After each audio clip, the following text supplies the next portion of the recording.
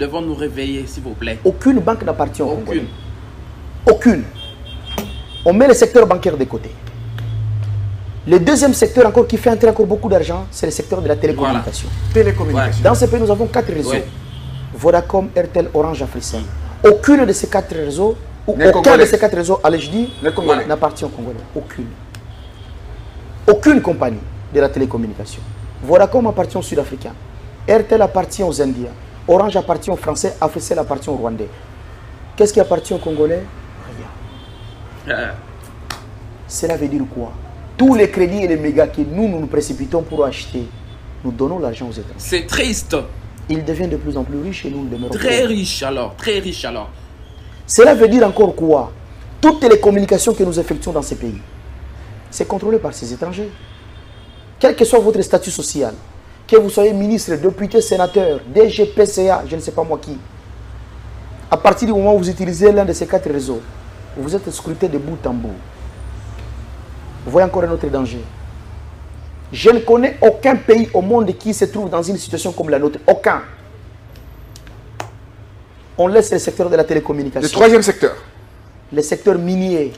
Le minier. Là, qui finance presque les 70% de notre budget national. C'est grave là-bas, c'est grave. Est-ce que vous savez d'abord que notre MIBA n'existe quasiment plus? Est-ce que vous savez que notre GECAMIN a été émietté et vendu aux étrangers? Est-ce que vous savez que la Somenki qui exploitait l'étain, les cassitérites, dont le Kivu là-bas n'existe plus? Est-ce que vous savez que Kilomoto n'a biso le Tirika Kombo? Dans ce pays aujourd'hui, M. Ambroise Mamba, toutes les compagnies qui opèrent dans le secteur minier appartiennent aux étrangers. Toutes les compagnies. La première grande compagnie en termes de chiffre d'affaires s'appelle Glencore. Une compagnie qui appartient à M. Dan Gettler, un juif. Mais la compagnie elle-même, elle est enregistrée en Suisse, un paradis fiscal. La deuxième compagnie minière, c'est Kibali Gold Mining, qui est en train d'exploiter les gisements que notre Kilomoto exploitait à l'époque dans la province orientale. Ça appartient aux Sud-Africains.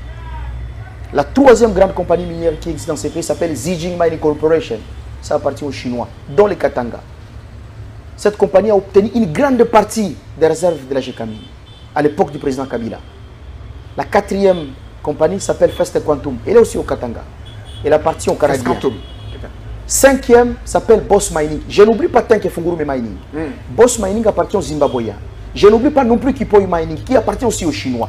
Nous avons quoi? Zéro. Nous avons la Sycomine. Vous connaissez la répartition des histoires dans la Sycomine. Et je ne vais pas encore entrer ça parce que c'est un sujet encore qui énerve tout Congolais qui a l'amour de ces pays.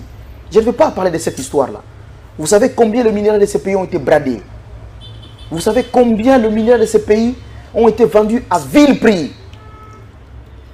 Soi-disant pour nous construire des histoires ici à l'époque des 5 chantiers.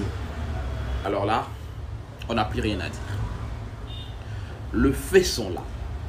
La réalité est là. Le reste, c'est à nous de se réveiller pour pouvoir changer les choses.